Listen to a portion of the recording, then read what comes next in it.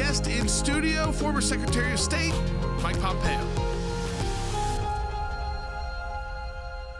Welcome to Sekulow, folks. A special broadcast for you today as our Senior Counsel for Global Affairs, former Secretary of State, former CIA Director, former Member of Congress, Mike Pompeo, back here in our national studios with us on set. It's great to have him here. Mike, I'm thrilled you're here. Of course, coming on the heels of a big election. What's the state of conservative leadership today? There seems to be almost a tale of two cities going on here. Yeah, it was a disappointing election for sure. We had some good things. We got more votes in congressional races across the country cumulatively than the Democrats did. That's a 9-10 point swing. So it's not all bad news. But goodness gracious, with inflation running at close to 10%, open borders, all those things, we should well have been able to make the case to the American people that there was a need for change much more radical than what we're going to be able to get. And the message President Biden received, sadly, we all saw. He said nothing's going to change. And so conservative leaders, those of us who believe in our founding traditions, need to return to that. And it also, the last thing this reminds me of in this election is work. You have to go work. It's not enough to rail on Twitter. It's not enough to go on Fox News. You have to go out and actually communicate and listen. And I don't think enough of our candidates did that. I want to actually talk about that when we get to the longer next segment, about kind of what you see as the leadership or lack of leadership in some of these candidates. I think that just quickly, that we knew economy was number one, but I now that I'm talking to more and more folks, I realize, yeah, it was number one, but they didn't necessarily trust our guys. Yeah, I think that's true. They didn't like what was going on, but they thought the risk on the other side might even be greater. And that didn't have to be, because the risk on the other side isn't greater. We know the right direction for the country, and I am hopeful we can continue to build on what happened, because when we do, good things will happen for the American people, not just the Republican Party. You talk about leadership, and I think there's a leadership void right now. I think what Jordan just said, what you've just said, is emblematic of sort of a lack of, not satisfied where the country's direction is. I mean, Joe Biden's approval ratings are really low, but the lack of vision casting within the Republican Party and this looking back over the previous elections, I think we're actually hurting ourselves as this continues to happen, because number one, it depresses the vote. Number two, it's like the early voting thing. We have somehow got it in our head that this is a bad thing to do. It's like non-American. But if your state allows early voting, and I know we're going to get into this later, we need to take advantage of everything, because, frankly, they are building up a huge lead a month before the election actually happens. And a lot happens in that last month. Yeah, I couldn't agree more. We have to look. My view is we should have a lot more same-day voting, a lot less pre-voting before Election Day. I think that makes more transparency, gives us more confidence. But to the extent those rules permit it, you got to get out there and work it. You have to go do the same kinds of things that the Democrat Party has demonstrated. Look at Pennsylvania. Close to half the vote was in the ballot box before that first debate. That's by the way, that's indecent, because the voters didn't have all the information they needed. Sure. But importantly, it's now impacted our ability to have control of the United States Senate as well. Folks, again, we're going to spend today with Secretary Pompeo. We're going to talk through issues, both leadership, the domestic agenda, the international agenda. As you know, President Biden just having this first face-to-face with President Xi in China, what they did discuss and what they did not discuss, and also the broader foreign policy issues that are facing our country, economic issues, and then what it takes, what we need to do to win. That's ultimately how I want to close out the show today, is what do we need to do to win, from the candidates on down. And I think we kind of said some of it is, while we could prefer same-day voting, like Secretary Pompeo said, we also have to, whatever's legal in the state, we should be doing everything we can that the law allows. So we'll be right back on Sekulow. We encourage you to share this special broadcast with your friends and family. And as always, go to ACLJ.org, support our work. That's ACLJ.org.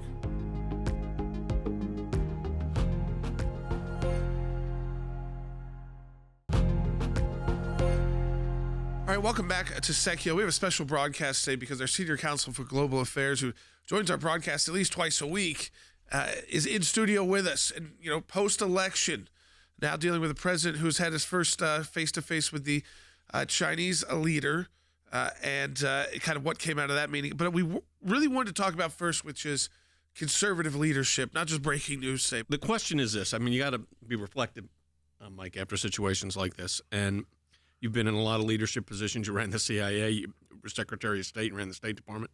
You were a member of Congress. Let's talk about the Congress aspect of it. I do think there was this disconnect, we said earlier before the break, between the dislike and disapproval of Joe Biden's policies and leadership, but maybe a lack of vision casting among the Republicans. And candidates matter. And you see races like in Pennsylvania, where the governor candidate loses by 13 and then Oz loses by 3. You've got similar situations in other states. A lot of split ticket going on. A lot of split ticket which voting. is unusual normally in a midterm, but it's happened. What's your assessment of this? Yeah, boy, the data is still pretty murky. But my sense, having run for Congress 4 times, is that people are deeply skeptical of governmental institutions. I think that's appropriate in some ways, right? To be skeptical of government. As a conservative who believes in limited government and freedom and individual rights, that seems right. That means the candidate's task is to go out and make the case so they get to know who you are, where your heart is, where your conviction is, the things that you will fight for, the things you'll really work on.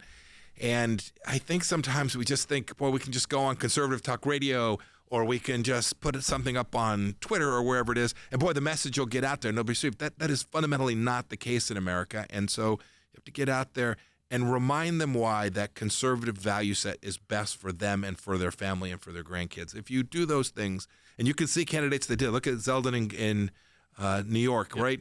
Flips a place, not very conservative, by just going out and talking about the things that mattered to families in New York. It probably picked up 4 or 5 houses. Could easily be the majority maker. Yeah, he could have been in the majority. Yeah, by getting people excited about things they actually cared about and working it, like you said. I mean, that's that lesson for me, is that we the star candidates, the social media candidates, you can be that, but you have to be some plus. There's got to be some there. And what we saw is the talking points weren't enough for people. They didn't trust, and I say us, I mean Republicans, with their pocketbooks, even though they don't like where the direction of the country is. We were not able to get across with the candidate, and that's the candidates. We're not able to get to their voters directly enough, in mass enough to say, no, trust us with these problems. Yeah, I think that's precisely right. You have to articulate a real vision, the things you will do. Here are the 6 concrete things that I will do, right? I saw this in a handful of races. I was helping some school board folks. They said, here are the things we're going to do. We're going to hold a school board meeting. We're going to have the majority. Here's what we're going to do that'll make life better for you and for your kids in school. And when that happens, and only candidates can truly make that happen. When that happens, you get way past celebrity. You get way past this idea of personality, and you get to the things that really matter. You know, this is something for political scientists to look at, but I do think this is interesting. If you look at the very local races, like the school board races, Republicans did very well. Absolutely. Some of them are, sometimes they run, it's not partisan, but, the conservatives, I would say, did very well. That necessarily did not mean it transferred up to the governor, which is an interesting dynamic in some of these states. So what we've got, look, we're going to have it becomes presidential season, like, really next week. Yeah, here we go. Joe Biden, they say he's going to run again. Who knows? Assuming he is. What should the Republicans be doing right now? Because here's my let me first say a concern. And look, I've handled more investigations in the last 6 years of my life than any lawyer in the United States of America for a president. Okay, so I've done it. And there's a lot of calls for investigation, and I do think there's a role for oversight. But if all we're doing is oversight and we're not looking forward, I think we're going to make a big mistake. 2 thoughts. First, that is correct. Fine to do oversight, fine to investigate things that matter going forward. But we shouldn't investigate things for the purpose of correcting some egregious wrong that we think we're a victim on. I'm fine articulating that, but goodness gracious, the American people don't care about that. They want to know why what you're doing matters for me tomorrow. And so anything we do in the oversight world has to be forward-looking with an eye towards how we're going to fix a problem set. The second thing is every Republican leader, every person who thinks, boy, I have the potential to be a national leader in the Republican Party, needs to be clearly focused on an articulation of America that we all know from our time when President Reagan, he was my commander-in-chief when I was a young lieutenant. Those central ideas are absolutely timeless. They don't change. We should not simply count on President Biden to run again, and we can just run against Joe Biden. Exactly. We tried to do that too many places. We cannot count on the incompetence of Joe Biden to help us win. We can count on him being incompetent. He has demonstrated that. but we can't count on that to convince the American people that we are worthy of their support. You know, when you were in the Army under Ronald Reagan, I was working in Treasury when Ronald Reagan was the president, and we had just it was very clear what our job was. In my division, which was the trial division, it was fair enforcement of the code and depoliticizing. There was this concern that it had been, this coming out of the Nixon a long time ago. It's coming out of the Nixon years. Yeah. This misuse of the IRS. We saw that happen again under President Obama. So it does, these kind of things surface. So that's worthy to get into.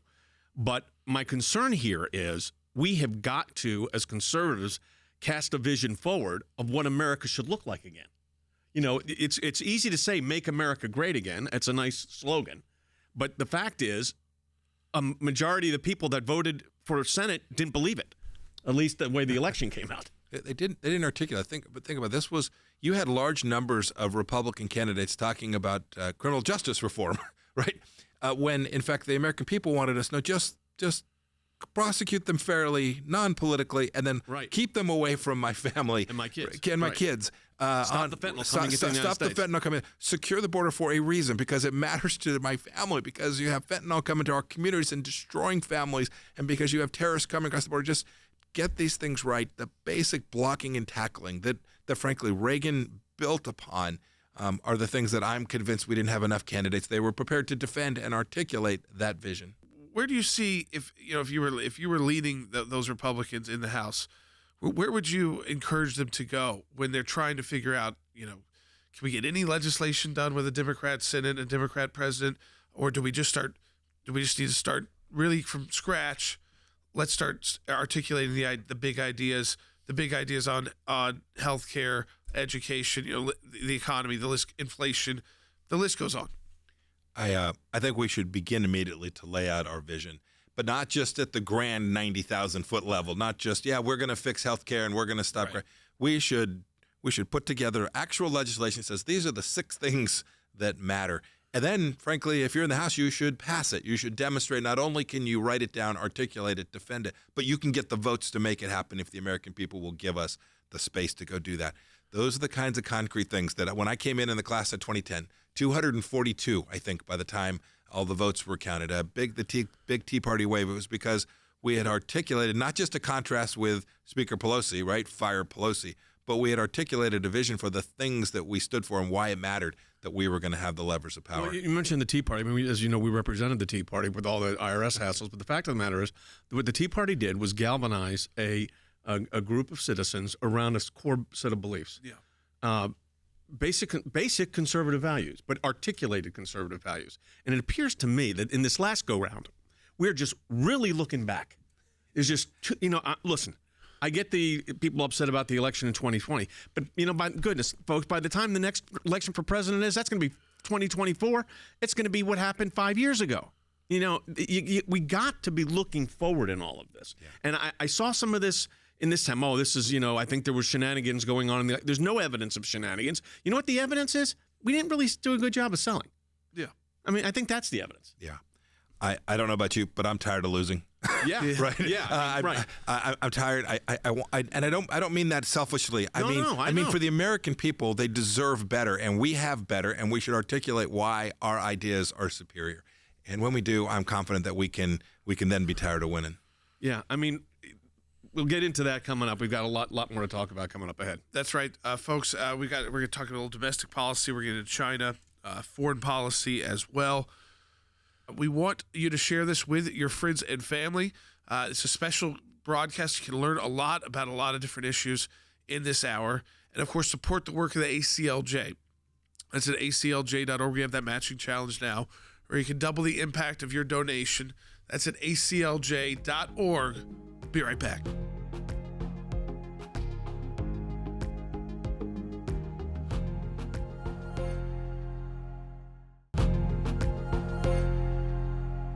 All right, welcome back to Sekulow. This is a special broadcast to have Mike Pompeo on the set with us, our Senior Counsel for Global Affairs.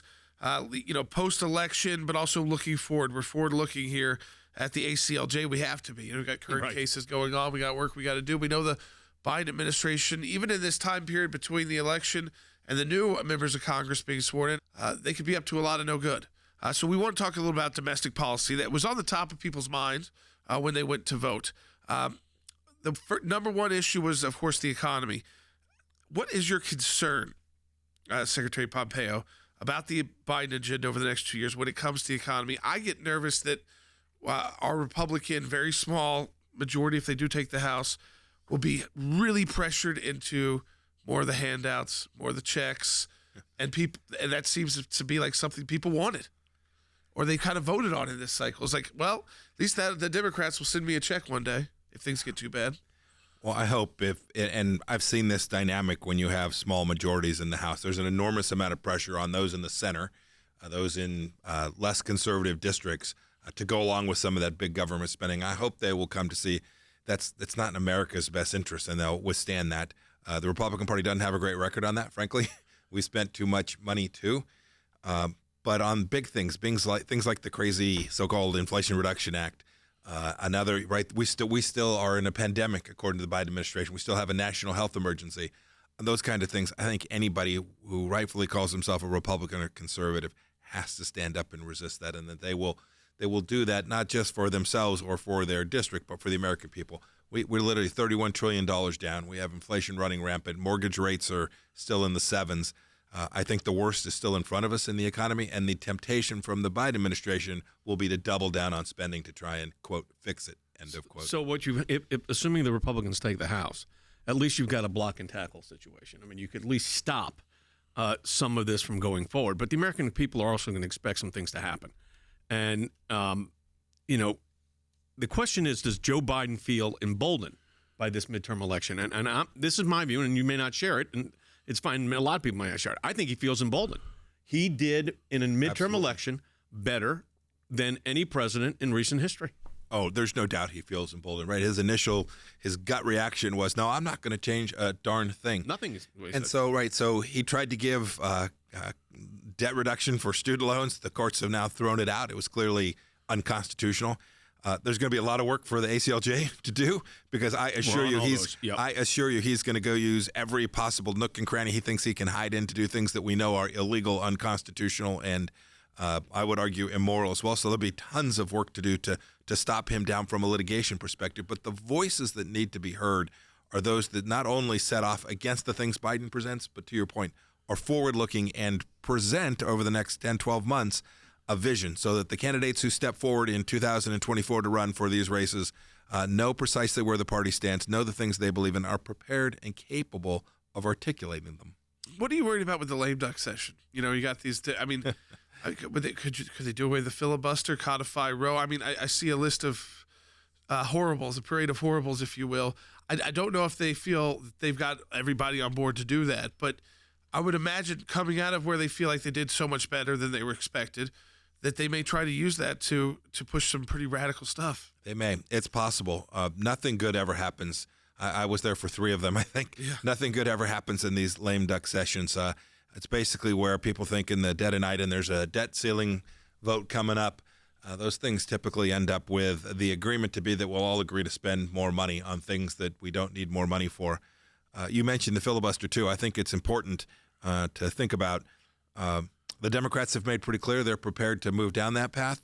That race in Georgia, the race to make sure that there is a Senator Walker and not a Senator Warnock, will matter to that next year as well. Think about if they have that 51st vote, then a mansion or a cinema won't matter nearly as much on important things like the filibuster. And so we have to go win that race, and we have to make sure that everybody that's showing up on January 3rd is prepared to unite around a common agenda moving forward, all 220 or 221 or however many we end up with. Yeah. So you've got to look at, I think you've got this interim period, which is going to be significant. And then you've got, I think the secondary aspect is vision forward. And if, as I think, that Biden is going to be the president, is going to be very emboldened, he's going to try, like you said, he's going to try everything. We'll be prepared to meet those legal challenges. We've done it. I think some of these agencies are totally out of control, and I think that's going to get worse, not better, over the next 2 years. Now, the difference could be, that's where oversight can be helpful. The shenanigans and the whistleblowers coming forward are now going forward to a friendly audience with with Republicans, assuming Republicans get control of the House. So I think all that's valid.